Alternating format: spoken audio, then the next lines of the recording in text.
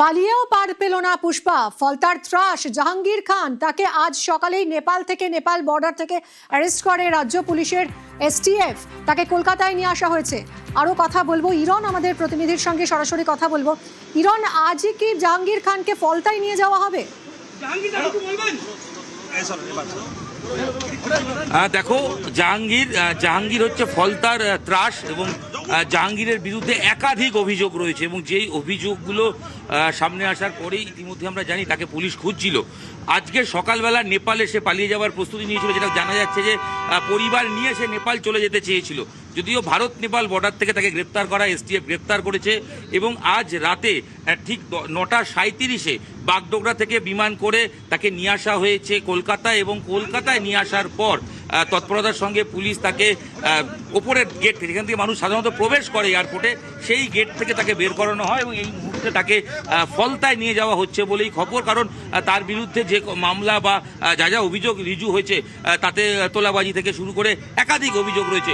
সেই অভিযোগগুলো প্রত্যেকটাই ফলতার বিভিন্ন থানায় বা ফলতা অঞ্চলে, এবং যা জানা যাচ্ছে ফলতায় তাকে নিয়ে যাওয়া হচ্ছে এবং সেখানেই আগামীকাল তাকে আদালতে পেশ করা হবে। জাহাঙ্গীর ফলতার বা দক্ষিণ চব্বিশ পরগনার ডায়মন্ড হারবারে বিশেষ করে তার নিজেকে বাদশা মনে করতেন এবং ভোটের সময় আমরা দেখেছি পুষ্পা ঝুঁকেগা নেই, বারংবার তার বক্তব্য সেই। এবং পরবর্তী সময় এমন একটা ঘটনা ঘটে, ভোটে দেখা যায় ভোটের দিন এমন ভোট করেছেন জাহাঙ্গীর, সেখানে নিজের নামের জায়গা ছাড়া বাকি যে কোনো প্রার্থীর ক্ষেত্রে কালি লাগিয়ে দেওয়া, টেপ লাগিয়ে দেওয়া, একাধিক বিষয় কিন্তু তিনি করেছেন।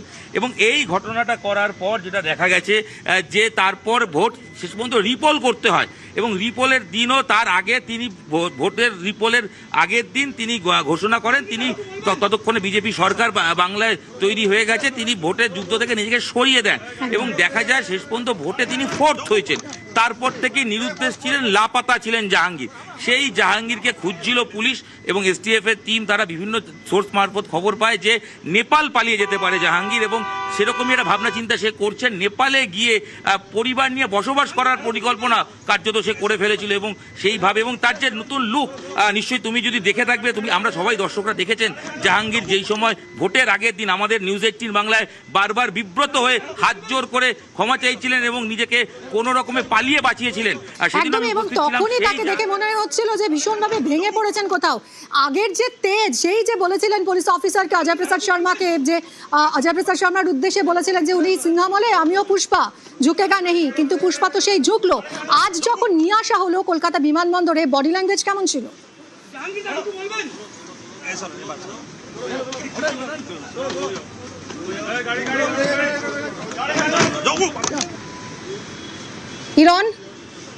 ইরন, আজ বডি ল্যাঙ্গুয়েজ কেমন ছিল জাহাঙ্গীর খানের? হ্যাঁ, একদমই। দেখো, আজকে আমি সেটাই বলছি, একদমই। দেখো, আজকে যখন তাকে নিয়ে আসা এবং তার যে ছবি সামনে আসছে তাতে দেখা যাবে যে গাল ভর্তি দাড়ি হয়েছে, চুল উস্কো খুস্কো এবং চোখে মুখে একটা পরিষ্কার চাপ স্পষ্ট। এবং জাহাঙ্গীর যখন গাড়ি করে পুলিশ নিয়ে যাচ্ছে, আমরা সেই গাড়ি ফলো করে ক্রমশ এগোচ্ছি, সেখানে তাকে এসটিএফের টিম মাঝখানে বসিয়ে রেখেছে, টুপি পরে বসে আছে, মুখে মাস্ক পরে রয়েছে যাতে মুখটা ঢেকে রাখার চেষ্টা করা। তবে তার যে প্রকাশ্যে স্টিল ছবি সামনে এসছে, সেই ছবি বলছে জাহাঙ্গীর যথেষ্ট বিপাকে। নিঃসন্দেহে তার সে হয়তো দাড়ি রেখে নিজের লুক বা নিজের চেহারা একটা পরিবর্তন করার চেষ্টা করেছিলেন। কারণ জাহাঙ্গীরের এর আগে যে কোনো সময় সংবাদ মাধ্যমে যখনই ছবি দেখা যেত, অলওয়েজ ক্লিন শেপ থাকতেন এবং একদম ফিট গাই, সবসময় একটা সাদা জামা পরার প্রবণতা। জাহাঙ্গীর খান স্বঘোষিত পুষ্পা, তাকে গ্রেফতার করেছে আজ এসটিএফ। এই মুহূর্তে কলকাতা বিমানবন্দরে নিয়ে আসা হয়েছে এবং আজই হয়তো তাকে ফলতায় নিয়ে যাওয়া হবে, আগামীকাল আদালতে পেশ।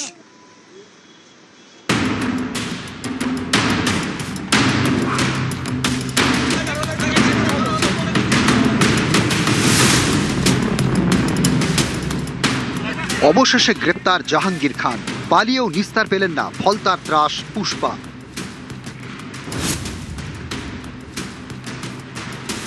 ভোটের পর থেকেই উধাও, নেপালে পালানো ছক কষেছিলেন জাহাঙ্গীর। শেষ পর্যন্ত পুলিশের জালে নেপাল সীমান্ত থেকে গ্রেপ্তার জাহাঙ্গীর, রাজ্য পুলিশের এসটিএফের জালে ফলতার ত্রাস। জাহাঙ্গীর খান তৃণমূল আমলে ফলতার ত্রাস, তার ভয়ে একসময় বাঘে গরুতে এক ঘাটে জল খেত। জমি কেনাবেচা থেকে সভা সমিতি, তার অনুমতি ছাড়া গাছের পাতাও নড়ত না। বিরোধীদের দাবি ফলতায় আইনের শাসনের চেয়ে জাহাঙ্গীরের নির্দেশই বেশি চলত। ভোটারদের হুমকি, ভোট দিতে বাধা, ফলতায় জাহাঙ্গীরকে নিয়ে অভিযোগের পাহাড়। ভোটের সময় আমাদের ভোটের কাছে যেতেই দেয় না, যেতেই দেয় না, যেতেই দেয় না। ঘরে থেকে হুমকি দিয়ে গেছে যেতে হবে না।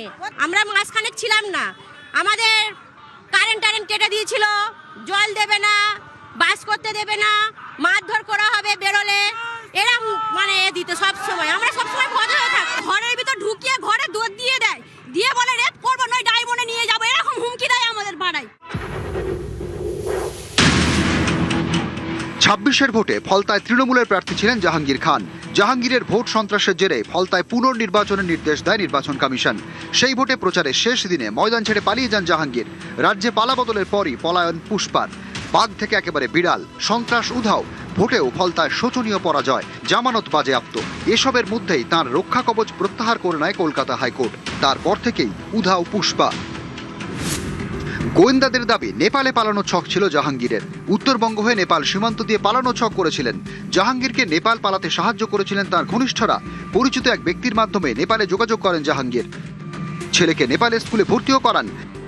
নেপালেই পাকাপাকিভাবে থাকার পরিকল্পনা ছিল। পরিকল্পনা সফল হওয়ার আগেই এসটিএফ এর জালে।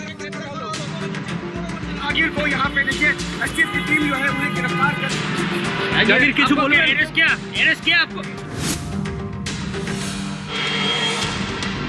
5ই জুন কামালগাজী থেকে এনআইএর হাতে গ্রেপ্তার হন শওকত। ডায়মন্ড মডেলের আরেক ত্রাস, এবার নেপাল সীমান্ত থেকে গ্রেপ্তার জাহাঙ্গীর। নিউজ 18